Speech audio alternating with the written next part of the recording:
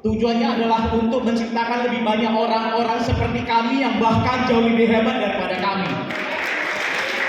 Dan harapan kami adalah orang-orang yang duduk di kursi Anda semuanya yang hadir hari ini nanti bisa menggantikan kami nantinya. Ya, karena saya tahu orang-orang hebat bukan lahir dari orang-orang yang ada di luar. Orang-orang hebat lahir dari orang-orang yang setiap seminar datang, setiap Sabtu datang, setiap hari pergi prospek, dan itu adalah Anda-Anda semua yang duduk di kursi ini hari ini. Oke, ini saya disclaimer dulu ya. Jadi selama 1 jam ini ada 5 poin yang mau saya sampaikan. Mungkin disclaimer dulu ya. Pertama, ini ada Zoom, nggak ada Zoom ya? Nggak ada Zoom, oke. Saya suka sekali kalau nggak ada Zoom. Saya paling takut kalau ada Zoom karena pasti biasanya ada penyusup yang datang bocor mau dengar ya. Anda bingung ya? Jadi kadang-kadang kita bingung yang datang itu bukan orang Prudential tapi orang-orang yang datang mau ngintip ya. Ya, banyak sekali karena kita Prudential adalah market leader ya. Jadi banyak sekali orang mau dengar datang duduk ya. Ya it's okay. Kebanyakan mereka datang duduk join ya dan bergabung ya, tapi karena mereka masih di tempat lain, takutnya mereka itu jadi meragukan perusahaan dan leader mereka di tempat lain ya. Jadi sebaiknya mereka quit aja ya. Tapi karena hari ini semuanya orang sendiri. Terus kedua Bapak Ibu, ini adalah bukan tentang saya. Hari ini bukan tentang saya.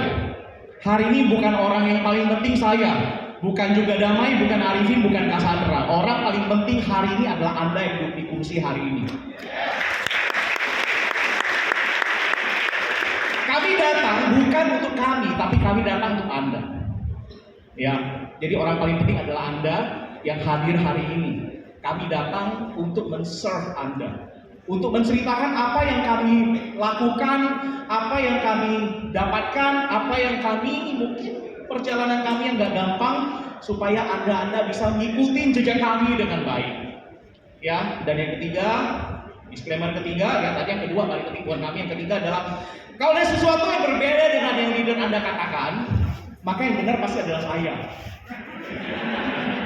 Kecuali Pak Martinus ya, Pak Martinus paling senior ya. Oke, Bapak Ibu ada 5 hal yang saya mau ceritakan untuk bagaimana kita memenangkan 2024 ini dan tahun-tahun sebelumnya. Saya yakin semua Anda yang hadir hari ini tidak ada seseorang pun yang bercita-cita atau berpikir bahwa kita ada di dunia asuransi hari ini, betul tidak? Ada yang udah bercita-cita selain Kelvin yang sudah meneruskan. Kalau ada yang bercita-cita pasti dia adalah anaknya orang kaya di Prudential. Jadi bapaknya kaya udah dia join. Tapi saya yakin Anda semua tidak ada yang bercita-cita. Kita semua masuk karena kecelakaan maupun dicelakai teman, ya kan? Dan akhirnya kita terjerumus ke jurang kekayaan dan kita menjerumuskan teman-teman lain.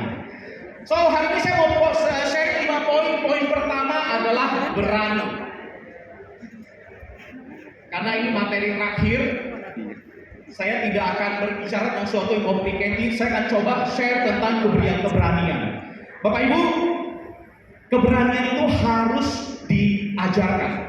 Keberanian itu harus diajarkan. Kalau Anda tahu, orang-orang sukses yang hadir hari ini menjadi raja, penguasa ekonomi, menjadi orang-orang hebat hari ini, semuanya adalah orang-orang yang berani. Saya sedang mengajarkan keberanian ini kepada anak saya di rumah. Kenapa orang takut? Orang takut karena takut gagal. Sejak kecil, sejak kita lahir, kita hidup penuh dengan keberanian. Anak-anak kecil itu sangat berani sekali, makanya mereka akhirnya bisa jalan, bisa lari. Tapi kemudian orang-orang dewasa, dunia menemui mereka, menakut-nakuti mereka. Jangan lari, nanti jatuh. Jangan manjat, nanti jatuh. Jadi artinya apa? Dunia ini banyak sekali orang-orang yang harusnya mereka terlahir berani. Kita semua ini terlahir berani, Bapak Ibu. Tapi dunia sekeliling kita mulai mendiscourage kita, mulai menarik kita turun dengan mengatakan hati-hati. Hati-hati adalah kata yang mulai dari anak kecil sampai kita dewasa sering kali disebutkan, dan itu mendiscourage kita. Membuat kita yang terlahir sebagai pemberani mulai berpikir tentang resiko ini, resiko itu. Hati-hati, hati-hati. So Bapak Ibu, saya mau ajak Anda balik ke DNA Anda sebelumnya waktu Anda lahir, kita semua pemberani. Saya mau share tentang beberapa keberanian yang harusnya Anda bisa lakukan, yang kami telah lakukan. Saya bergabung di Prudensial 22 tahun yang lalu, Bapak Ibu. Jadi wajar kenapa kami kaya, karena kami join lebih dulu, itu aja, period. Kami kaya karena kami duluan. Anda baru segini karena Anda baru join, itu aja. Bukan kita lebih hebat, bukan kita lebih dahsyat, enggak. Karena kami mulai lebih dulu. Ada beberapa langkah yang saya kalau lihat ke belakang, saya kalau boleh ada Doraemon ya, kalau ada Doraemon, I wish. Kalau ada superhero yang saya pengen ketemu, yang saya pengen bertemu, pengen ketemu di dunia ini ada Doraemon. Kenapa? Karena saya perlu mesin waktu. Saya tanya Doraemon boleh nggak keluarin mesin waktu?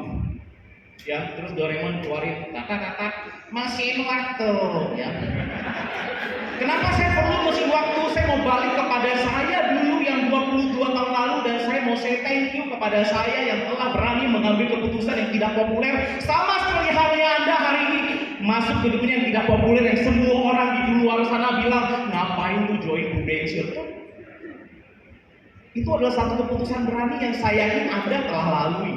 Dan gak banyak orang-orang yang mendukung Anda pertama kali. Siapa yang join Pro dulu, terus keluarganya bilang, "We support you, lu pasti bisa." Ada? Kecuali leader Anda ya ada. Siapa yang kemudian waktu pertama kali join, temannya bilang, "Ngapain bro? Yang bener aja." Terus orang tua tidak mendukung. Mama marah-marah, papa marah-marah. Teman-teman mencoba off kita. Oh, kita telepon orang tiba-tiba nomornya nggak bisa dihubungin. Dia tiba-tiba ke Timbuktu kemana-mana dan nggak pernah bisa bertemu dengan kita. Kita banyak sekali orang-orang yang mendiscourage kita. Saya ada di posisi itu. Saya yakin Anda juga sama. Tapi yang membuat kita hari ini berhasil nomor satu adalah Anda berani. Karena banyak sekali orang yang pertama kali waktu dia mau join, dia ketemu dengan orang-orang yang mendiscourage dia, yang bilang, "Lu nggak bisa bro," dan dia mulai meragukan dan akhirnya dia nggak jalan. Serius Bapak Ibu. Kami 22 tahun di sini, puluhan tahun di sini, banyak orang punya potensi bagus, punya network bagus, kemampuan bagus. Dia punya semua yang dibutuhkan untuk sukses Bapak Ibu. Tapi satu yang dia lupa, dia tidak punya keberanian. Anda semua hari ini yang ada di sini, Anda udah punya modal. Anda udah punya modal keberanian. Tepuk tangan buat Anda. You should be proud of yourself. Applause yang meriah untuk diri Anda sendiri. Hargai diri Anda sendiri yang udah berani. Saya tahu banyak orang tidak gampang di luar sana. Saya tahu kadang-kadang mungkin hari-hari aja karena Anda lihat, wah saya lama nih nggak closing. Saya mulai kok banyak penolakan. Anda mulai meragukan keputusan Anda. Anda berpikir jangan-jangan mereka benar ya, saya salah tempat. Mungkin Anda juga sempat berpikir sama seperti kami. Sama seperti saya. Saya mulai dengan kanvas ini 130 toko Bapak Ibu. Closing pertama saya 131 toko. Can you imagine that? I'm also questioning myself. Apakah ini keputusan tepat yang saya ambil? Ya, Anda telah menghidupkan DNA Anda yang sejak lahir. Karena kita kembali kepada embrio kita orang yang lahir itu pemberani. Berani manjat, berani lari, berani nyebrang jalan, walaupun banyak mobil kita lari. Betul? Anak kecil terlahir jadi pemberani, dan mulailah masuk banyak sekali orang-orang gagal dalam hidup kita yang menyuruh kita berhati-hati, yang suruh kita ngerem, yang suruh kita untuk mikir 2-3 kali. Saya ke Jakarta tahun 98 pertama kali. Anda pasti belum lahir, berapa belum lahir. Bagi yang belum lahir boleh panggil saya Om. Ya, yang belum lahir tahun 98 boleh panggil saya Om. Yang botak-botak jangan, yang itu lebih tua soalnya. Gue mulai botak nih. Ya, saya mulai botak. Saya lagi pakai penemu rambut karena mulai botak. Tahun itu tahun yang problem banget, tahun yang sangat-sangat bermasalah karena kerusuhan dan sebagainya. Kemarin kita undang, berapa tahun lalu kita undang Merian. Dia dulu aja Prudensial tuh Pak Merian, dia sumber 2. Dia join Prudensial Singapura, gua join Prudensial Indonesia. Dia join tahun 2002, gua join 2002. Bedanya dia cewek, gua cowok. Gua join Indo, dia join Singapura, sama-sama Prudensial. Tahun 98 gua ke Jakarta, dia ke Singapura. Bapaknya takutnya diperkosa. Bokap gua mau gua diperkosa.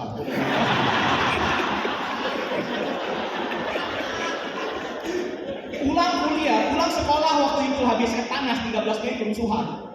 Gue bilang ke bokap, "Pak, temen-temen nggak jadi ke Jakarta loh."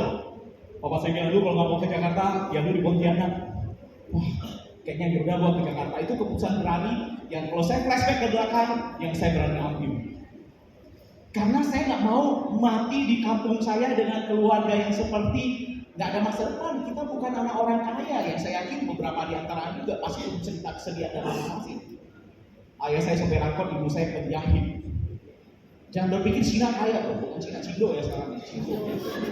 Cindo ya. Gak semua Cindo kaya, jangan fitnah kami Bapak Ibu. Gak semua Cindo kaya, Masya Allah. Gak ada itu, saya berani bersaksi. Ya, jangan difitnah. So, Joyce Pengalaman ke Jakarta, saya itu keputusan terbaik yang menurut saya pernah saya ambil. Kalau enggak, saya nggak tahu enak saya di mana, mungkin saya masih di kampung. Tahun 2002 saya bergabung karena melihat opportunity yang ada di Prudential. Dulu kita berpikir lulus kuliah cari uang dengan cara dapat nilai yang besar, cari gaji yang tinggi. Orang tua saya pesankan saya seperti itu, nanti kita ini bukan orang kaya ya, lu harus sekolah yang benar, nanti kalau sekolahnya udah bagus, nilainya tinggi, cari kerja gampang. Orang tua pesanin gitu kan? Saya juga pesanin anak saya seperti itu. Nah, nanti kalau harus belajar yang banyak, kita harus tinggi, tapi saya nggak suruh dia kerja sama orang. Tapi papa saya bilang nanti kerja di perusahaan yang bagus, nilai harus tinggi. Saya nggak kepikiran jadi pengusaha ataupun bergabung di Prudential. Pikiran saya dapat nilai bagus, cari kerja gampang. Ya, saya mulai melamar kerja. Ternyata waktu semester 7 mulai lamar kerja, cari kerja nggak segampang kita. Cari kerja itu dulu benar-benar pakai PO Box yang kertas, yang amplop coklat yang besar itu ditempel perangko ke PO Box. PO Box berapa, KTP, pas foto, CV dijepret jadi satu, masukin amplop, di-seal, dikirim bener-bener aplikasinya dikirim. Nah, tak ngerti saya ngomong apa ya. Ya kira-kira begitulah. Bukan email-emailan tinggal jepret, itu benar-benar difotokopi. Benar-benar beli perangkop dan dikirim. Literally ada suratnya, ada tanda tangannya dikirim. Saya kirim mungkin 50-60 lamaran tapi nggak berhasil. Akhirnya ada teman saya bilang di kantornya lagi butuh lowongan. Saya bilang oke, saya lagi nganggur karena hanya ngajar les. Saya dulu S1 saya ngajar les matematika, ya. Saya kuliah karena ngajar les. S1, S2 saya dapat uang dari ngajar les. Terus teman saya bilang di kantornya lagi butuh lowongan karena ada temennya lagi cuti ngelahirin. Wah, dia bilang lu masuk 3 bulan, habis bulan keempat lu out ya. Lu out karena yang udah lahiran itu dia kembali masuk. Jadi karena saya lagi nganggur, saya berpikir oke.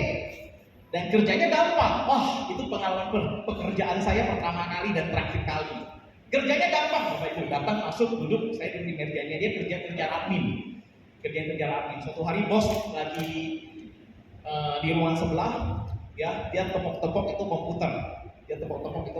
Saya tanya ada apa? Dia bilang ini kenapa komputer nggak nyala? Dia tepok terus. Bapak Ibu, kalau Anda dulu komputer nggak nyala, ditepok itu nggak bakal bisa nyala. Kalau komputer nggak nyala, ditepok bisa nyala, buat apa kami punya komputer? Gitu, ya.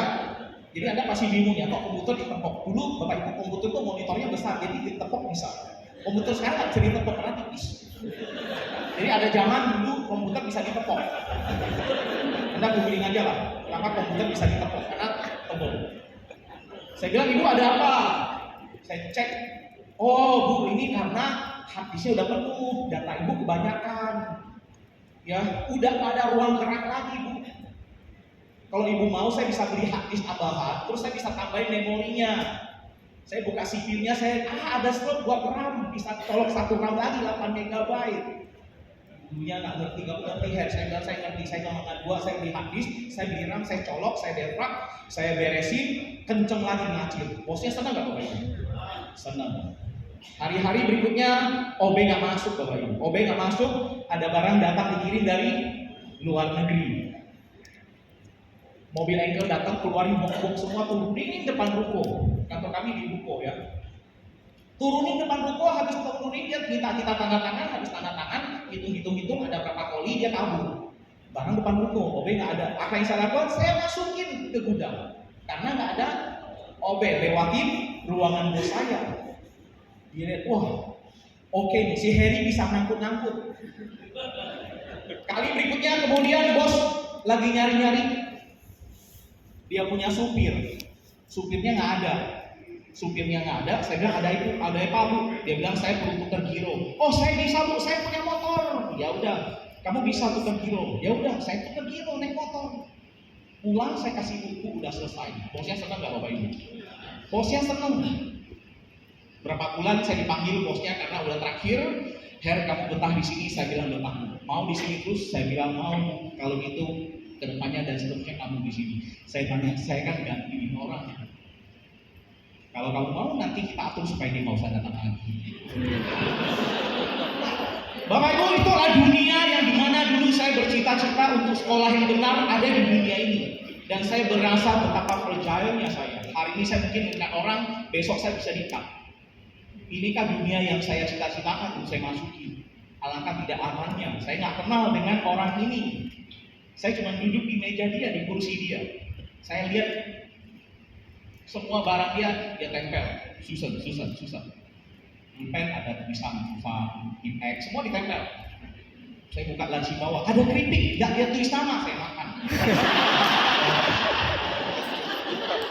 Saya nggak pernah ketemu, tapi saya tahu ini orang lagi punya anaknya pasti lebih membutuhkan biaya. Dan datanglah seorang anak muda yang bisa komputer, bisa angkat-angkat, bisa punya motor, lembur juga bisa sampai jam 7 jam 8 karena saya lembur sampai jam 8 nggak dibayar tapi dapat makan malam, saya bersedia tunggu. Tapi dia jam 4 jam 5 udah tank karena dia punya keluarga. Saya berpikir saya nggak kenal dia tapi saya merebut pekerjaan orang dan suatu hari pun gaji saya naik, saya pasti akan di-cut seperti orang yang dulu saya meng-cut orang. Bapak Ibu, saya merasa dunia yang saya impi-impikan runtuh. Saya tidak menjelekkan karyawan Bapak Ibu, tapi itulah realitanya. Dan saya bertemu pengalaman ini di depan. Saya banyak sekali ketemu agen-agen Bapak Ibu, tim saya cukup lumayan banyak orang. Jadi saya punya banyak cerita. Ada yang ketemunya bukan di awal kayak sehari saya, ada yang ketemunya di akhir. Setelah udah kerja 20-30 tahun, udah 25 tahun, umur udah mau 50, dia baru sadar ternyata, wah, gua ditendang begitu aja. Ada yang lebih konyol lagi, ditendang bukan sama bosnya tapi sama anaknya yang baru pulang dari luar negeri. Dia merintis usaha dengan bapaknya dulu. Bosnya itu adalah si bapak, mulai dari nol. Anaknya masih kecil, masih diajak, masih dianterin TK, masih ketemu. Sekarang pulang dari Amerika, itu anak yang dulu kecil dianterin, sekarang mencat dia. Saya punya banyak cerita, nanti lu boleh undang. Gue punya banyak speaker, lo gak perlu undang gue punya banyak speaker sebenarnya. Saya beruntung ketemu cerita ini di depan. Cerita yang membuka mata saya. Tapi kadang-kadang dalam hidup kita tidak perlu mengalami sendiri, kita bisa belajar dari orang. Betul? Kita bisa belajar dari pengalaman orang. Saya beruntung ketemu di awal. Pengalaman pertama saya adalah itu. Kedua, Bapak Ibu, sesuatu yang kelihatan bagus belum tentu bagus, sesuatu yang kelihatan jelek belum tentu jelek. Apa yang kelihatan di mata belum tentu kenyataannya seperti itu. Ingat ini baik-baik. Saya sering kasih tahu anak saya di rumah juga sama. Apapun yang kelihatan di depan bagus belum tentu bagus. Apapun yang kelihatan di depan jelek belum tentu jelek.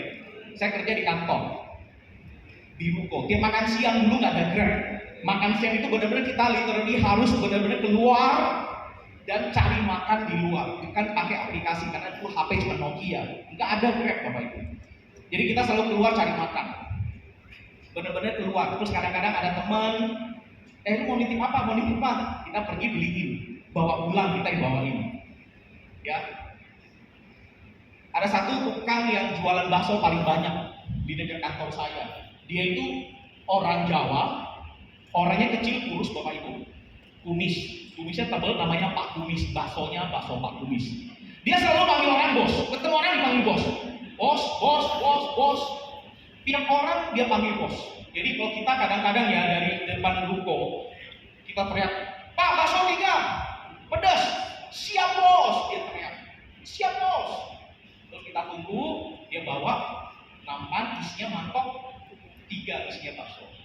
Suatu hari saya pernah iseng karena lagi nggak ada kerjaan dan lagi sepi, saya sore-sore ke sana ke depan makan bakso. Terus saya tanya, sehari bisa jualan berapa? Dulu zaman nggak ada YouTuber Bapak Ibu, nggak ada influencer. Ya, ini pertanyaan biasa influencer kan nanya itu, sehari jualan berapa mangkok, berapa kilo mie segala macam. Saya tanya dia bilang ya namanya nggak tentu lah, kadang-kadang kalau rame-rame bisa 200 mangkok, lagi sepi 150. Wow, 200 mangkok, satu mangkok 4.000, 200 mangkok itu 800.000 Bapak Ibu. Itu hanya jualan baksonya kok. Saya belum ngomong jualan minumnya, jualan es tehnya, jualan es jeruknya semuanya. Saya hitung-hitung omset si bapak ini, si Pak Kumis ini mungkin bisa 1,5-2 juta per hari. Gaji saya 1,3 Bapak Ibu. Saya berpikir saya kerja 1 bulan, si Pak Kumis 1 hari, dan dia panggil saya bos. Kadang-kadang saya nge-tips dia pula. Kasih 4.000 kasih goceng, udah Pak, nggak usah kembali. Terus dia bilang, makasih bos. Sejak hari itu, saya takut Bapak Ibu. Terus saya pulang cerita ke teman saya, selama ini kita ini kurang ajar sekali. Pak Kumis kita panggil-panggil, Pak sini Pak. Pak, bakso 3. Habis makan, mangkoknya kita taruh depan ruko. Terus bilang, Pak ambil mangkok. Dia datang ambil mangkok. Sejak hari itu, saya dan teman-teman saya tidak berani lagi Bapak Ibu. Jadi kita ketemu Pak Kumis, pergi ke sana, Pak maaf, bakso 3 Pak. Iya, oke bos. Terus kita nungguin, ya bos nanti diantar. Gak apa-apa Pak, kami yang ambil aja. Terus kita ambil. Habis kita makan, kita, Pak maaf ya saya taruh di sini Pak. Oh iya taruh aja. Kita takut Bapak Ibu, kita takut. Saya kadang-kadang kesel sama manajer saya, gajinya 5 juta Bapak Ibu. Saya kadang-kadang pikir ya, ini Pak Kumis kan baik banget nih. Pak, coba Pak, lu gaji manajer gua 5,5 aja Pak, suruh dia cuci piring Pak. Karena itu manajer gaji 5 juta, sombongnya minta ampun. Ini si Pak Kumis penghasilnya tinggi, pakai cuma singlet, kumisan, tapi dia punya tanah banyak, dia punya kambing, dia punya sapi. Kambingnya aja, sapinya aja, sama motor saya masih malahan sapinya dia. So dalam hidup kita banyak melihat orang-orang yang kita lihat tidak berdaya. Kita banyak mengunderestimate melihat orang sebelah mata. Dan kita hanya melihat orang-orang yang tampil keren di IG. Kita hanya melihat orang-orang yang penampilannya bagus, padahal dunia nggak ada. Kita hanya melihat orang dari apa yang kelihatan di mata. Makanya jangan melihat orang dari apapun yang kelihatan di depan Bapak Ibu. So be humble Bapak Ibu. Saya takut sekali karena di atas langit masih ada selalu langit. Ya, saya beruntung waktu itu behave-nya dengan Pak Kumis dan Pak Kumis begitu humble. Saya berpikir kalau saya jadi Pak Kumis, mungkin orang-orang yang itu kan udah lu kerja mantul gaji berapa sih 1,3 kembali. Gue bisa gaji orang kayak lu 30, betul? Untung Pak Kumis humble. Pengalaman saya yang kedua yang membuka mata saya bahwa di dunia ini banyak hal-hal yang luar biasa besar. Tuhan begitu luar biasa. Ada orang-orang yang kelihatannya nggak keren pakai sepeda ontel yang udah karatan, tapi dia bisa income puluhan juta. Sedangkan orang-orang di AC 1,3. Orang yang saya gantiin gajinya 2,5 juta. Ya, yang saya gantiin, yang saya diganti sama bos saya gajinya 2,5 juta. Itu pengalaman kedua saya. Pengalaman ketiga saya membuka mata saya tentang bahwa semua orang ternyata mau bisnis. Teman kantor saya bilang apa? Dia bilang semua orang memang harusnya bisnis. Paling nggak kita jual bakso kayak Pak Kumis, dia menjadi bos atas diri dia sendiri. Dia menjadi bos atas diri dia sendiri, dia nggak tergantung sama orang lain. Kapanpun dia mau off, dia bisa off. Kapanpun dia mau cuti, dia bisa cuti. Saya lulus, kemudian mau wisuda. Saya bilang ke bos saya, bos, saya mau wisuda besok, minta cuti. Bos saya bilang oke. Terus saya bilang, bos, saya mau nanti ajak mama saya ke Dufan karena adik saya datang nggak pernah ke Jakarta. Mama saya datang dari kampung nggak pernah ke Jakarta, saya mau ajak ke Dufan. Bos saya bilang nggak boleh. Dan saya tidak berani. Jadi mama saya sama adik saya tinggal di kos saya hari kedua dan saya berhenti. Saya ngerasa bahwa kita tidak punya kontrol atas hidup kita. Apakah Anda mengalami hal itu? Kalau Anda mengalami, kita sama. Saya merasa saya nggak punya kontrol. Saya join pro bukan karena saya mencintai pro, saya nggak kenal Prudential dan saya nggak peduli dengan Prudential. Saya cuma melihat di sini saya punya kontrol atas hidup saya. Saya punya kontrol atas income yang mau saya dapat. Saya punya kontrol atas waktu yang saya miliki. Meskipun seluruh dunia menakut-nakuti kita dan merusak keberanian kita, tapi this is my life. I make my own decision. Saya membuat keputusan saya sendiri, sama seperti Anda. Anda juga yakin banyak sekali orang yang mendukung Anda, tapi Anda membuat keputusan Anda sendiri. Anda nggak peduli dengan omongan orang. Kalau Anda peduli omongan orang, Anda nggak mungkin ada di sini hari ini. Jadi gue sama. Anda, saya sama, Bapak Ibu. Kita udah sama. Bedanya join duluan aja, makanya gue lebih tajir, that's it. Lu kalau ngaku lu juga tajir. Jadi lu nggak usah lihat kita kayak dewa. Kita bukan dewa, kita manusia biasa, sama. Teman saya di kantor yang ketiga, pelajaran ketiga saya kerja. Dia bilang semua orang mau kerja, semua orang mau bisnis. Saya dan suami juga mau dagang sebenarnya, Her. Kami mau buka apotik. Kenapa ibu mau buka apotik? Karena buka apotik suami saya punya pengalaman obat. Suami saya ada di farmasi. Suaminya kerja di perusahaan obat. Dan orang jualan obat itu modalnya kecil, untungnya gede, dan nggak pernah nawar, nggak pernah diskon, dan nggak ada season. Orang sakit nggak ada season. Wah, enak banget ibu kalau gitu. Iya, makanya tapi modalnya gede, Her. Kita butuh 500 juta, ibu punya berapa? 40 juta. Umur ibu berapa? 38. Ibu bisa, saya pikir ibu bisa buka apotik umur 65, jual obat per makan sendiri. Banyak orang mau bisnis, mau dagang, punya ide, tapi mentok soal modal. Karena ayah kita, bapak kita bukan siapa-siapa.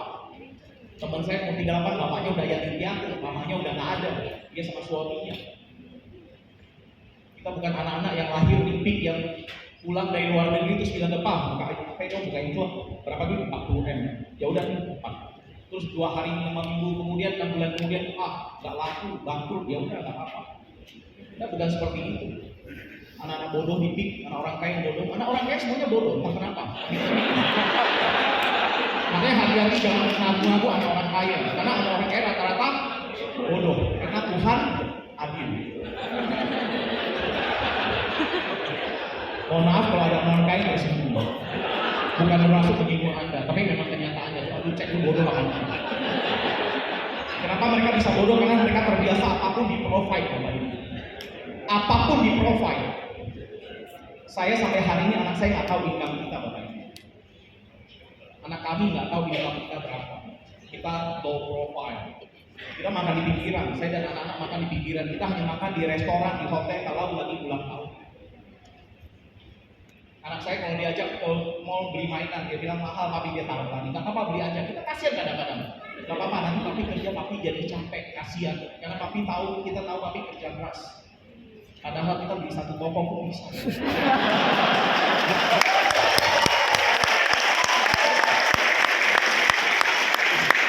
Tapi nggak ada hal baik dengan anak kita tahu bahwa kita punya uang. Tapi sebaliknya, pastikan orang tua kita tahu kita punya uang.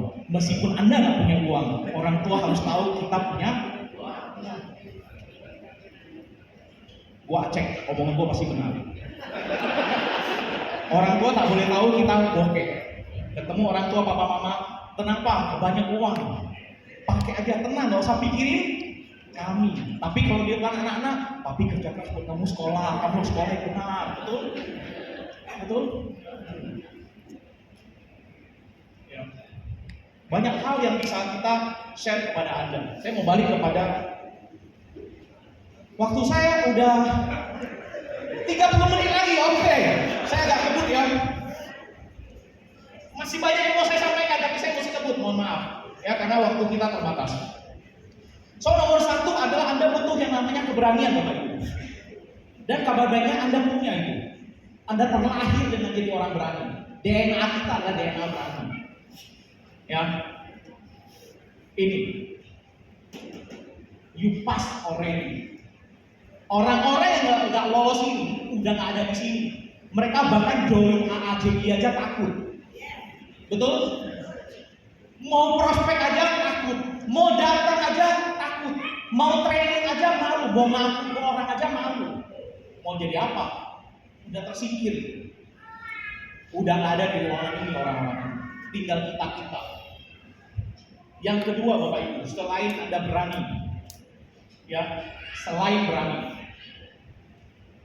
saya join karena saya datang sendiri. Saya punya teman namanya Anton, abangnya namanya Didintang.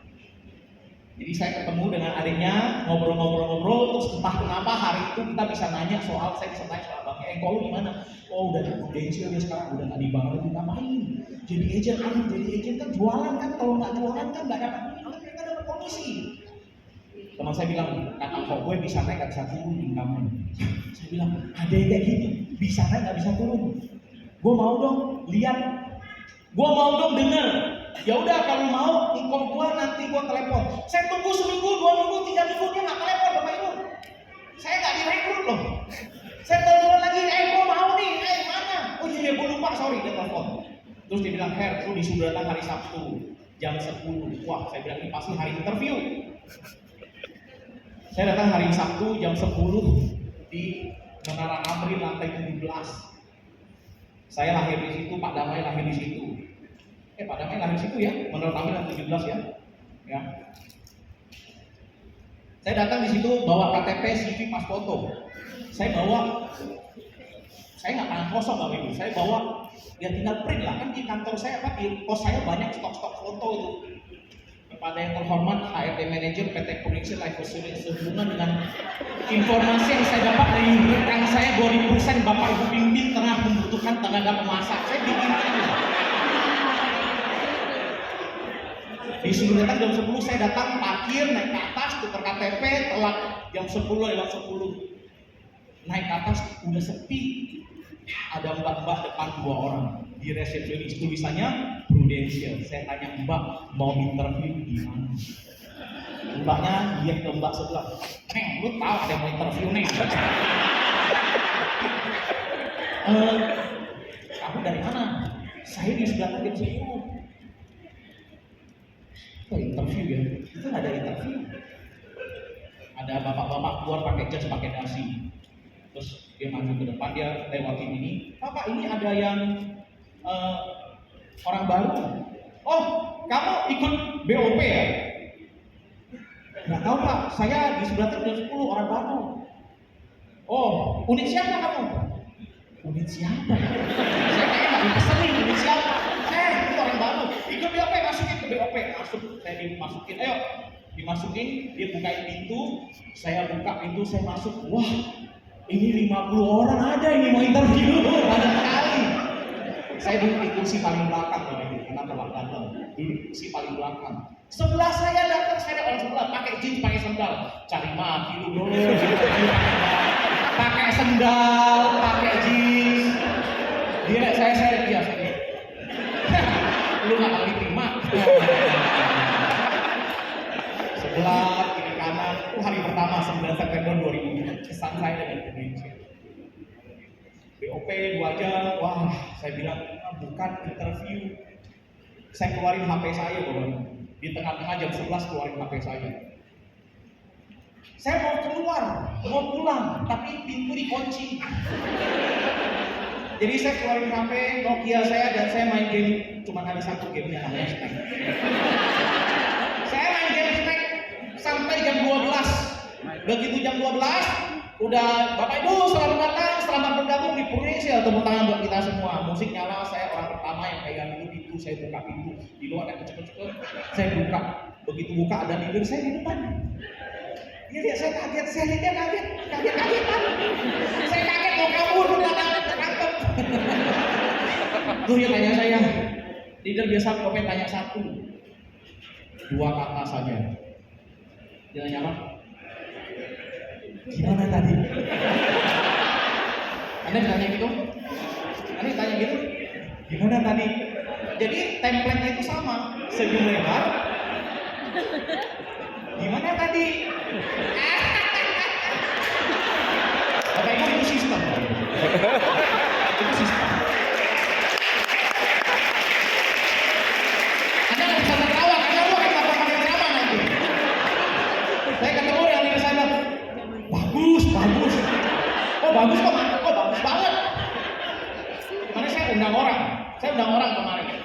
Berapa waktu lalu teman saya dari SD, SMP, ranking 1 tuh saya udah masukin ke kelas. Sama jam 12 saya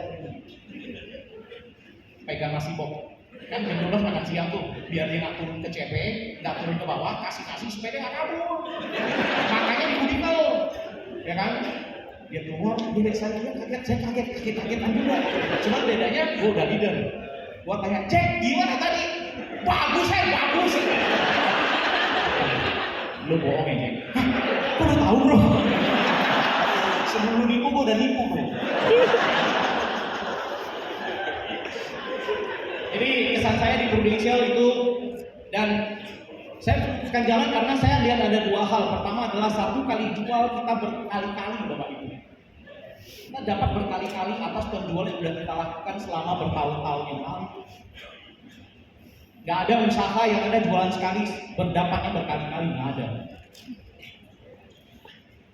Bulan Lebaran biasanya orang jualan baju, wah panen. Mereka pakai itu untuk 1 tahun bisa bayar sewa. Di Tanah Abang, di mana. Bulan depan omset apa? Drop. Karena orang tidak beli lagi. Saya kemarin rekrut teman saya yang dagang beras, dia bilang, bro, gue juga jual barang orang butuh, gue kan makan beras. Saya pikir benar juga saya dagang beras, apa saya makan beras, dan dia jual barang yang semua orang butuh. Tapi kenapa saya lebih kaya dari dia ya? Saya pikir, oh, gue bilang gue tahu jawabannya bro, kenapa gue lebih tajir dari lu dagang beras? Karena orang boleh beli beras dari lu hari ini, besok dia boleh beli dari toko lain. Tapi di sini orang beli asuransi sama Anda, dia teken kontrak, beli hanya bisa sama lu. Betul? Kalau dia pindah, kena tulistik. Seperti yang Anda alami sekarang ini. So, Bapak Ibu, ya, Anda semua sudah oke. Kita kok mati itu? Saya mau lihat jam. Kenapa jamnya dimatiin? Lihat jam itu, jam jangan dimatiin. Nanti ngomongnya sampai malam pada pulang nanti. Ya, saya waktunya sampai jam berapa? 4.20 ya, 20 menit lagi. Oke. Bapak Ibu, nomor 1 Anda udah punya tadi. Anda perlu hal yang kedua. Hal yang kedua adalah Anda perlu fokus Bapak Ibu. Apa Bapak Ibu? Fokus. Anda perlu fokus. Anda perlu fokus. Berarti Anda fokus. Anda perlu fokus. Saya tidak kerja dengan gak apa-apa, gak full time, yang penting full time. Saya gak percaya Bapak Ibu. Gak apa-apa lah kita jarang ketemu, yang penting cintaku tetap bersamamu. Gue gak ngapain gak apa-apa, dia apa yang lain. Kalau Anda benar-benar maka Anda harus fokus, Anda harus kerjakan.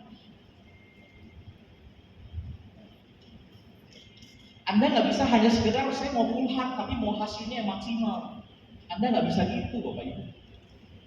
Kalau saya dulu tidak fokus maka saya tidak akan jadi hari ini.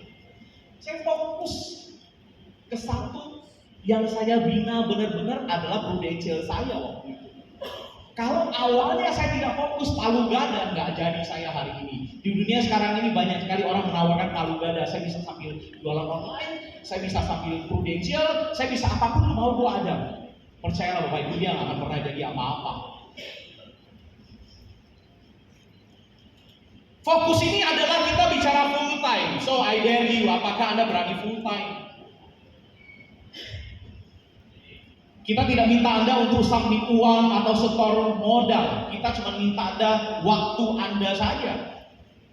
Dan Anda tidak perlu seumur hidup untuk full time di sini. Anda coba kerjakan 6 bulan, Anda kasih waktu Anda 6 bulan. Saya bilang ke papa saya kan waktu itu saya kerja ya. Terus tiap minggu papa saya telepon.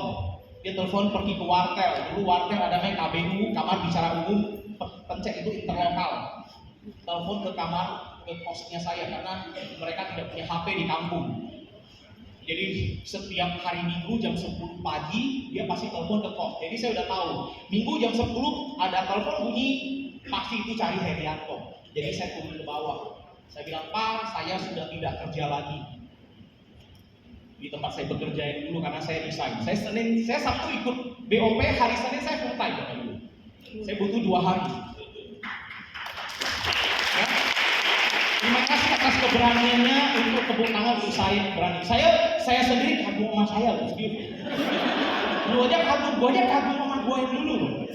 Makanya kalau ada Doraemon gue mau bilang, kamu siap bro, gila lu tau gak masa depan lu kaya banget. Tetap jalanin ya. Ya kalau saya akan ngomong ke masa lalu saya gitu. Saya bilang, Pak saya udah gak kerja lagi di sana. Lu kerja di mana? Saya bilang di Prudential Pak. Apaan? Apaan? Prudential, apa? Aduh, sebutnya ya susah. Pak, itu perusahaan asuransi, perusahaan Inggris. Wah, hebat tuh, bisa masuk. Siapa yang masukin? Gajinya berapa? Nggak digaji, Pak. Jadi apa? Itu loh, Pak, jual-jual asuransi, Pak. Dia bilang, anakku sekarang jadi agent loh, jual asuransi. Oh, ribut mereka. Saya jawab dua hal. Saya bilang, Pak, kalau tempat ini bagus, saya nggak coba, saya akan jual seumur hidup. Kalau ini bagus, saya nggak coba, saya akan jual seumur hidup. Tapi kalau saya coba dan saya gagal, saya puas. Kasih saya kesempatan untuk mencoba. Saya nggak punya uang banyak, karena saya lagi ambil S2, uangnya udah bayar di depan, S2 itu bayar di depan. Jadi tabungan saya tinggal 2,5 juta. Ingat sekali, di BCA saya tinggal 2,5 juta, bisa untuk hidup selama 3 bulan, makan dan bayar kos. Waktu itu bulan September, kalau 3 bulan, 4 bulan gagal, habis saya dan saya harus balik kerja lagi, lamar kerja lagi di Januari. Tapi give me a chance, Pak, give me a try. Dan orang tua nggak bisa apa-apa. Saya mulai dengan motivasi dan gak closing. Yang lebih parah gak closing itu ditanyain, udah dapat customer belum? Udah dapat customer belum? Belum Pak. Aduh, bilang susah, lu gak percaya. Lu bilang susah, gak percaya. Bilang susah, gak percaya. Bilang susah, gak percaya. Saya closing pertama setelah 130 toko. Saya closing pertama 350.000. Saya telepon papa saya di hari Rabu. Saya nggak tunggu lagi hari Minggu. Saya langsung, Pak, udah pecah telur. Berapa? 3,5. Ya gua tahu dapat berapa dunia. 60.000, Pak. Kenapa? Minggu depan ada lagi gua akan usaha lagi. Saya kerjakan selama 1 tahun. Setelah 1 tahun, nggak sampai 1 tahun kayaknya, setengah tahun saya sudah dapat 8 juta. Setelah itu dia nggak pernah telepon saya lagi.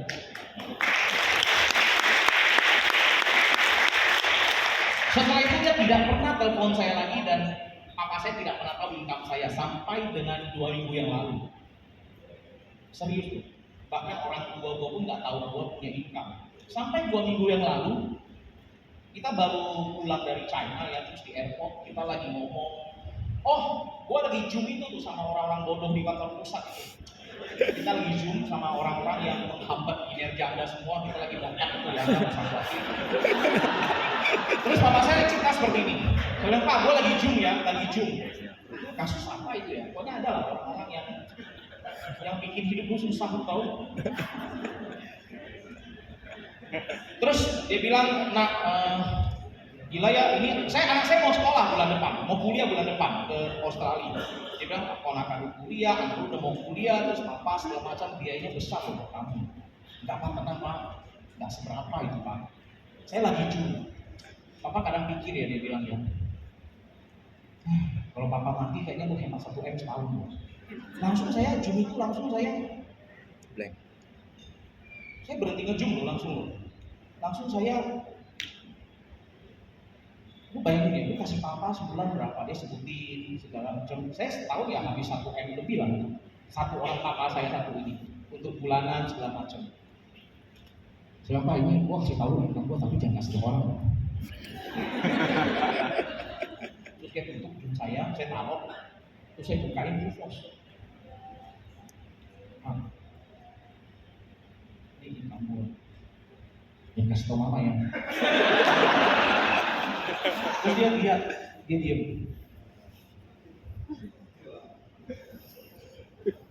Ada Pak, gua mau zoom ya. Ya udah. Terus gua zoom dengan tenang. Dia baru tahu 2 minggu lalu nih Pak.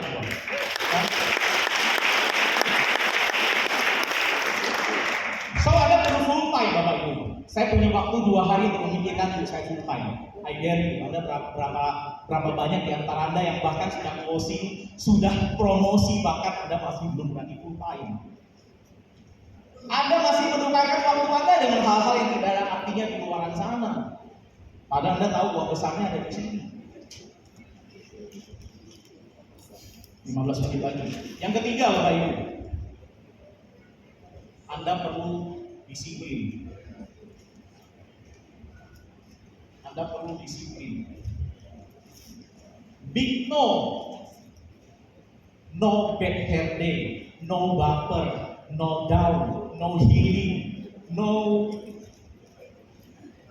no, banyak sekali no yang sekarang jadi excuse buat orang. Anda udah berani, Anda udah full time, Anda harus laluin yang ketiga ini Bapak Ibu. Bagi Anda yang, oh saya udah berani, good, nomor 1, kita udah sama. Nomor 2, oh saya full time, good. Nah, yang ketiga Bapak Ibu, apakah Anda dan saya sama? Disiplin tidak Anda mengerjakan setiap hari tanpa excuse apapun, tanpa hujan nih, tadi malam pulang malam nih. Setiap hari saya tantang Anda untuk keluar dari rumah setiap pagi, Bapak. Nggak tahu mau kemana, lu keluar ke kantor, pasti ada orang di kantor. Dengan keluar dari rumah kita udah menang 1 langkah, karena di rumah banyak setan. Ada setan ranjang, setan HP, sekarang setan kulkas, buka kulkas untuk lagi, betul? Terus ya buka kulkas lagi, tutup kulkas lagi, padahal itu nggak ada yang belanja, lu buka 10 kali juga isi kulkas nggak bertambah, tapi entah kenapa buka kulkas lagi, betul? Sama, itu kulkas ada setannya, sama kan, bukan sama, lu sama gua sama, Bapak Ibu, kita sama. Kita melalui hal-hal yang sama, kita fight dengan hal-hal yang sama. Terus udah jam 10, wah bentar lagi lah, tanggung lah, udah mau makan siang. Habis makan siang, ya udah jam 12, agak mendung-mendung nih, agak jemuran dulu, ada apa gimana. Tahu-tahu udah jam 2, jam 3, ya besok aja lah. Dan 1 hari itu kita kalah. Kita gagal mengalahkan diri kita sendiri. So, pasang waker Anda, tiap pagi Anda bangun. Saya tiap pagi bangun ke Menara Tamrin lantai 17.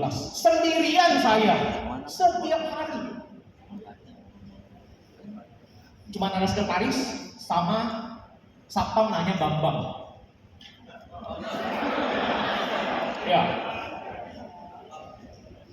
Terus beberapa leader senior waktu itu ada Rudi Teos bilang, hey, what's your name? Siapa kamu namanya? Harry. Kamu unit siapa? Saya unit Denny. Hey, kita tiap pagi ada join, tiap hari Rabu ada join. Kalau kamu mau, kamu join saya aja. Kita ada di grup sebelah sana. Lihat grupnya si dan Hungkung di sebelah sana lah. Lu nggak kenal lah, dengan zaman orde baru punya orang gitu.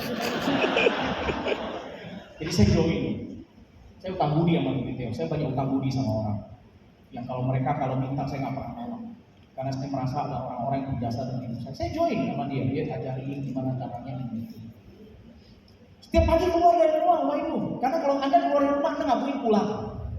Nggak mungkin Anda pulang. Anda pasti akan cari cara untuk bertemu dengan orang. Disiplin, walaupun hari itu hujan. Kadang-kadang saya ngerasa hujan, aduh, gue malu nih. Gue males nih hujan nih. Tapi saya ingat sama orang tua saya, papa saya mau hujan mau enggak, dia pasti keluar dari rumah jam 5 dia udah bangun, 5.30 mobilnya udah keluar nganterin ibu-ibu pergi ke pasar. Opteknya itu udah keluar ngiderin rute yang sama. Dia ngiterin rute yang sama 25 tahun loh. Karena dia supir angkot. Dimana polisi tidur, polisi ngumpet, semua dia tahu. So Anda butuh disiplin. Di sini yang nomor 3 ini, setengah dari yang ada di ruangan ini mungkin sudah hilang. Anda nggak perlu tunjuk tangan, Anda cukup menganalisa diri Anda sendiri. Berapa banyak dari Anda yang Anda setiap hari disiplin? Wah, berani dia, full time udah. Wah, yang disiplin ini mungkin sudah separuh, hilang. Gue menang karena gue lebih disiplin daripada teman-teman angkatan gue yang lain. Saya konfirmasi dengan teman-teman saya waktu lagi satu agent dengan leader saya. Saya nggak mau sebut nama karena saya sebut namanya Anda kenal. Pergi kanvasi. Oke ya, kita kanvasi bersih hidup. Pergi. Sampai sana kita bilang, nanti jam 5 kita janjian di sini ya. Janjian di sini. Jam 5 saya tunggu. Kok nggak ada? 5.30, jam 6. Mungkin dia masih lagi prospek kali ya. Masih lagi cerita. Saya tunggu sampai jam 6. Akhirnya saya telepon. Nggak diangkat. Saya telepon ke rumahnya. Emaknya panggil. Ternyata dia jam 2. Saya bilang, lu di mana? Sorry Her, gua tadi agak ngantuk banget, jadi gua pulang. Untunglah dia udah ditangkap ke Allianz. Ya, jadi lagi tidur di Allianz. Pindah. Pindah kemanapun, bukan salah company bro, salah itu bro. Hah? Lu jangan bodoh. Yang salah bukan company bro. Lu sampah dimanapun lu sampah. Lu pemenang dimanapun lu pemenang Bapak Ibu. Gue gak suka, gue gak peduli juga. Karena gue selalu benar. Karena gue banyak lihat orang-orang yang seperti itu. They run. Mereka lari Bapak Ibu. Mereka menyalahkan yang lain, mereka lari. Tapi masalah bukan ada di luar, semua masalah ada di dalam kita.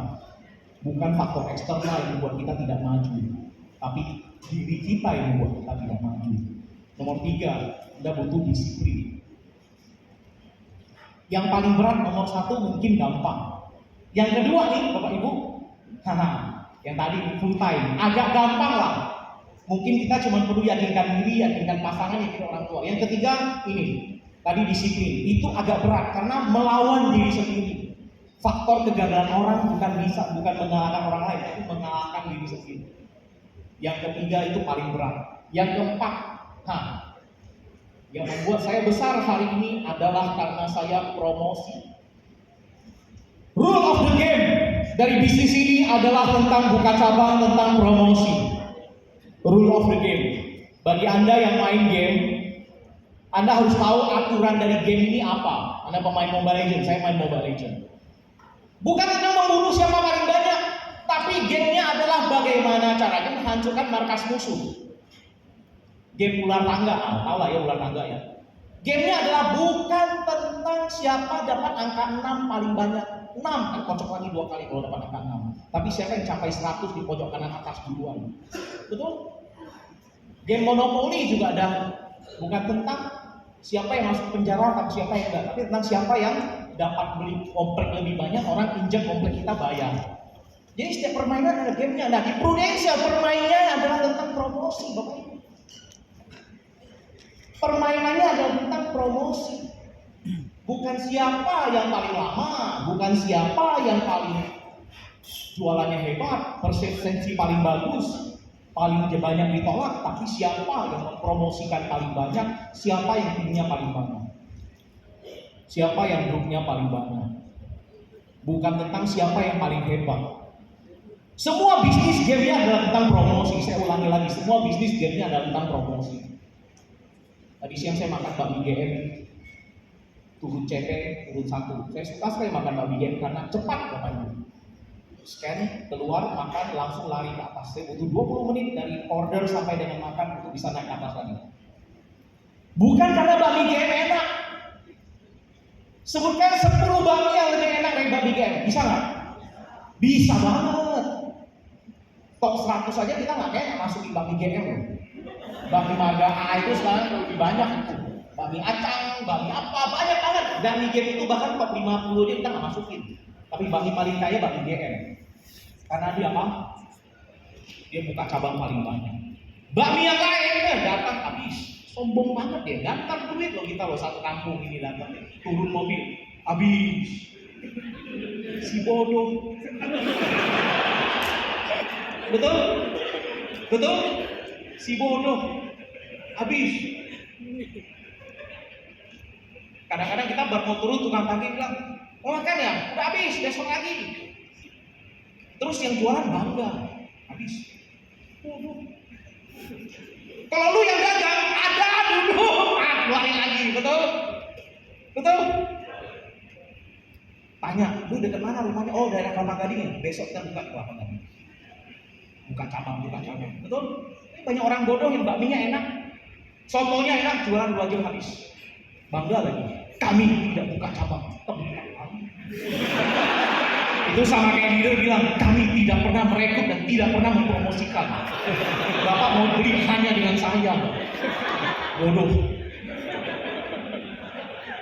Anda lakukan yang keempat ini, Anda pasti kaya. Anda nggak perlu paling enak kok. Lu jual bakmi bengek aja, kaya. Bakmi bengek potongannya dikit-dikit. Betul? Kaya. Lu jual solari aja, nasi goreng gitu aja kaya. Lu boleh sebut semua makanan yang tidak enak, yang cabangnya banyak dan kaya. Jadi kalau Anda sekarang tidak jago jualan, kabar baik. Kita bukan ado jago jualan. Kita adu jago siapa bercabang paling banyak.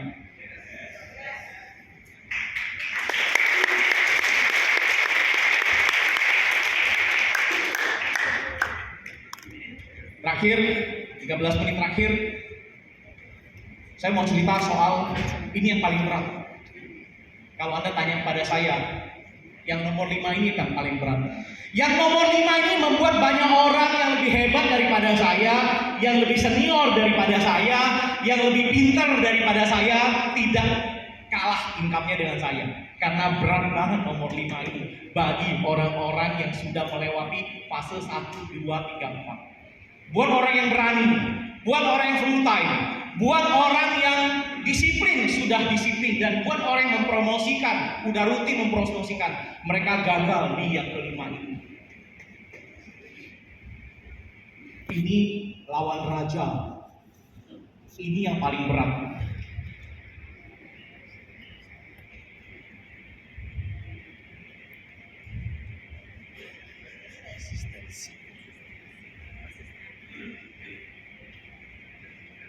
Anda perlu lakukan hal yang sama berulang-ulang sampai goblok. Datang Sabtu sampai goblok. Nyanyi biar number one paling banyak di rohani pasti gua. Goblok gak? Gua berani bertaruh di antara lu semua yang di sini yang nyanyi biar number one paling banyak. Gua goblok banget. Senin, Sabtu udah pasti nyanyi 2 kali. Setahun 52 minggu, 100 kali sudah nyanyi. 20-an tahun gua nggak pernah datang Sabtu. Senin pun gua masih workshop leader. Gua bagian agensi 2008 ya. Saya buka Dynamic 2008 sampai hari ini setiap Senin saya ngajar workshop leader selama 16 tahun. Speakernya cuma 1 saja, goblok.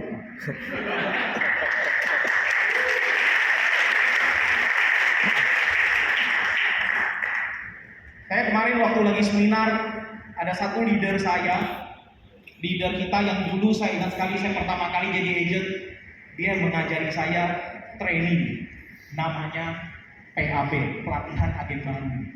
Zaman dulu kita di zaman orde lama gitu, kelasnya namanya PAB, pelatihan agen baru. Terus dia ketemu saya lagi ngomong, saya ngeliat dia dari depan.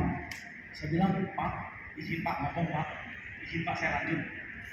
Terus saya bilang boleh applause buat guru saya dulu yang 20 tahun lalu saya pernah ajak di kelas dia. Dia bukan di tim saya, bukan di timnya, tapi dia karena dia pernah mengajar di depan di kelas hari Sabtu, seperti Anda kan ada ngajar kan ya. Kita kenal dia kenal kita kan. Terus sudah Pak dulu dia ngajarin saya. Selesai saya turun dari panggung, dia salamin saya. Dia bilang, Her, kamu luar biasa ya, gila ya. Gila ya, lu luar biasa ya. Saya bilang, Pak, saya biasa aja. Cuma mengerjakan hal yang sama udah puluhan tahun, saya jadi malu. Tiap satu pasti ada saya di sini. Saya cuma mengerjakan hal yang sama berulang-ulang, Bapak Ibu. Serius. Nyanyi biar number one lagi.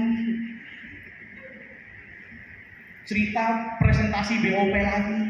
Ini saya dari kantor nih.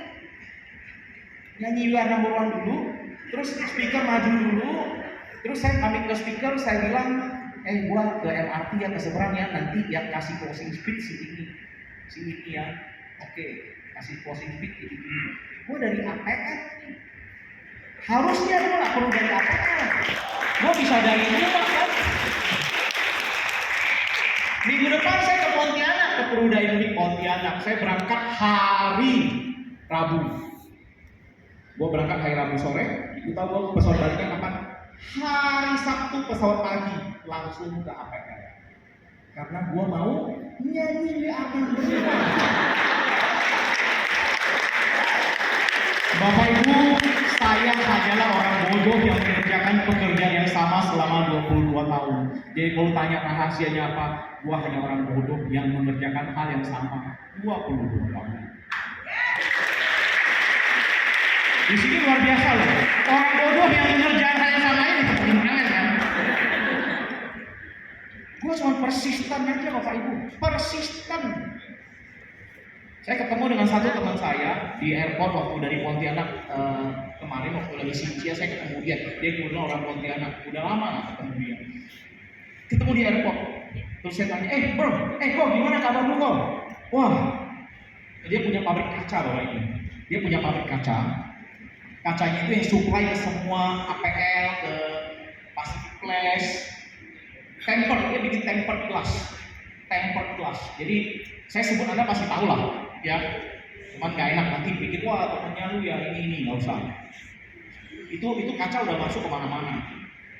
Terus lu tahun ini rencana apa? Wah tahun ini kita rencana mau ekspor, kita mau masuk ke Dubai, Timur Tengah segala macam. Jadi mau warisi dari orang tuanya lah. Ya dia second generation. Terus gue bilang, oh gila ya, lu pabrik sekarang berapa hektar lu? 2,5 hektar. Pabrik kaca 2,5 hektar lu. Orang 2,5 hektar tanam apa ya? Tanam singkong, tanam sawit, dia bikin buat pabrik kaca. Gimana sih lu? Rupanya supaya bisa besar kayaknya kok. Gue juga bingung tuh ya semuanya. Kita cuma mulai satu toko, satu mesin. Kita jualan, terus order nambah, kita bikin mesin kedua. Kita cuma ngerjain hal yang sama 40 tahun aja.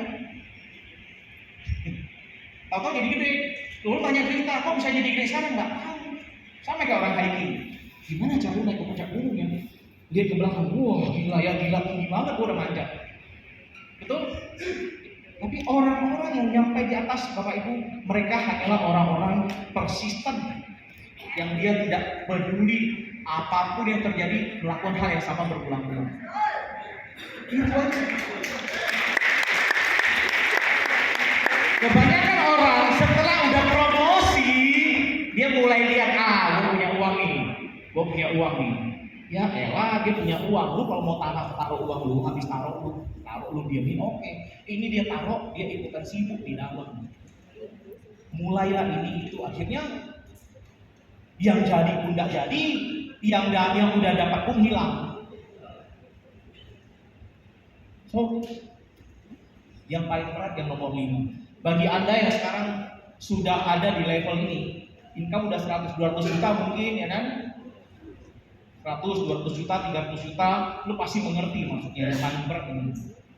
Gimana supaya gua punya kehausan seperti dulu lagi. Saya banyak ketemu dengan agent-agent yang saya tanya ke dia, waktu lu dulu jadi agent dengan sekarang lu jadi leader, lu lebih rajin mana?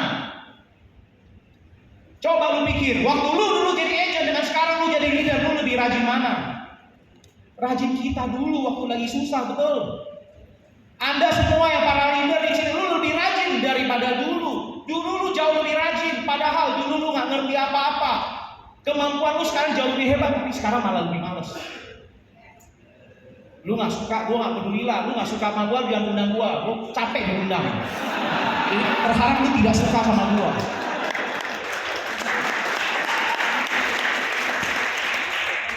Tapi lu dulu nggak punya kemampuan, malah lebih rajin daripada sekarang. Sekarang lu lebih jago, kemampuan lebih bagus, pengalaman lebih ada, skill lebih mantap. Kenapa lebih malas kitanya? Konyol nggak sih? Dulu waktu kita jadi agent, kita berharap punya kemampuan seperti kita hari ini. Sekarang kita udah punya kemampuan seperti itu, malah kita nggak pergunakan. Konyol kan? Bodoh kan? So mari Bapak Ibu, coba gali lagi mimpi Anda yang lebih besar, karena hidup ini bukan tentang Anda aja.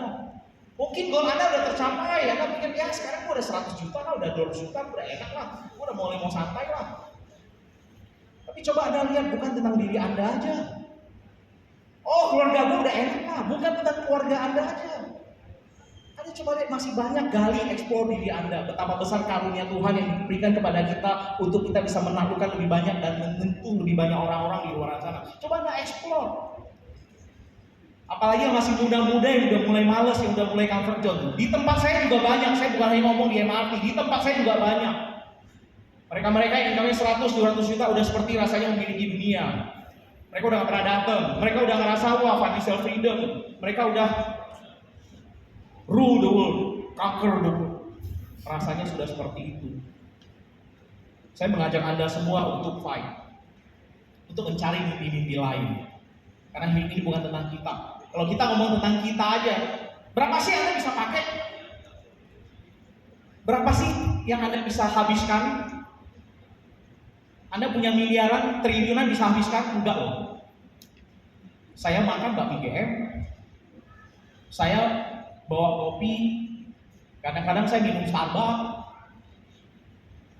saya pakai baju Giordano. Ini saya beli karena diskon Giordanonya. 100 berapa ribu gitu. Celana saya Uniqlo diskon juga. Ini Under Armour saya beli di Australia 800 ribu. Ini jaket saya Uniqlo 599. Jam saya 1,5 juta. Jam micro brand. Mesinnya Seiko.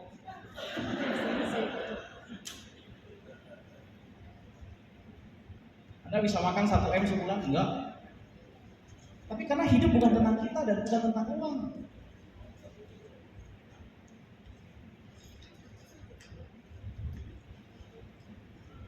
Waktu udah habis. Oke ya, waktu sudah habis teman-teman ya. Oke, siapa yang dapat banyak hari ini? Oke, ingat yang terpenting bukan tentang saya. Yang terpenting adalah tentang Anda. Yang banyak hal yang mungkin yang saya katakan tadi mungkin nggak berkenan, mungkin Anda ngerasa wah kasar sekali ngomongnya, I don't care. Karena kita datang bukan untuk entertain Anda. Kita datang untuk melahirkan lebih banyak lagi orang-orang hebat. Karena kita tahu bahwa orang punya kapabilitas luar biasa. Sekali orang-orang yang lebih hebat, yang punya kapasitas tapi mereka tidak maksimalkan potensinya. Sayang sekali Bapak Ibu. Sayang sekali. Sayang. Nanti Anda waktu Anda ketemu dengan orang-orang Anda melihat luar biasa ini bagus. Bibit bagus banget. Tapi sayang, nggak punya keberanian. Sayang, nggak berani full time. Sayang ya, comfort zone cepat sekali. Sayang ya, nggak disiplin. Sayang ya, dia males. Wah sayang ya, lu bagus loh. Sayang bisa promosi orang. Lu bisa ngajarin banyak orang loh. Lu bisa bantu banyak orang punya income ratusan juta. Dan lu cuma bukan bantu satu orang. Anda tahu kalau Anda bantu satu orang, orangnya punya income ratusan juta. Lu bukan bantu satu orang, lu bantu dia dan keluarganya dia, Bapak Ibu. Seluruh keluarganya akan berhutang kepada Anda, Bapak Ibu. Lu menyelamatkan, kasih pancing kepada orang supaya bisa pancing buat satu keluarga besar dia. Lu nggak ngerti itu ya? Lu cuma berpikir berapa offline ini ya? Bukan itu Bapak Ibu. Lu nggak ngerti potensinya. Nggak promosi orang, banyak orang pintar nggak mau promosi orang. Sayang sekali, sayang sekali. Sayang sungguh di sana. Dan banyak orang udah promosi habis itu dia mulai nyaman.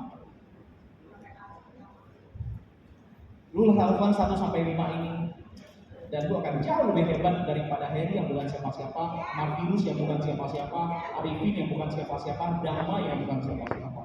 Anda bisa lebih hebat daripada kami semua yang sudah tua dan sudah bebanan oleh otak ini. Karena Anda lahir di zaman yang semuanya lebih menyediakan untuk Anda. Anda punya segala macam hal untuk sukses. Anda punya IG, punya Instagram, punya market yang nggak habis-habis dulu kita Yellow Pages. Anda prospek foto. Kita prospek jam 8 malam dia mau closing. Dia sudah bilang apa? Kita bilang Pak jam 8 malam maaf Pak sudah nggak bisa karena toko fotokopi sudah tutup. Saya perlu fotokopi KTP Bapak. Sekarang udah jam 9 Bapak udah nggak bisa closing. Saya mesti datang besok karena toko fotokopi sudah tutup. Karena kita perlu fotokopi. Sekarang cepret.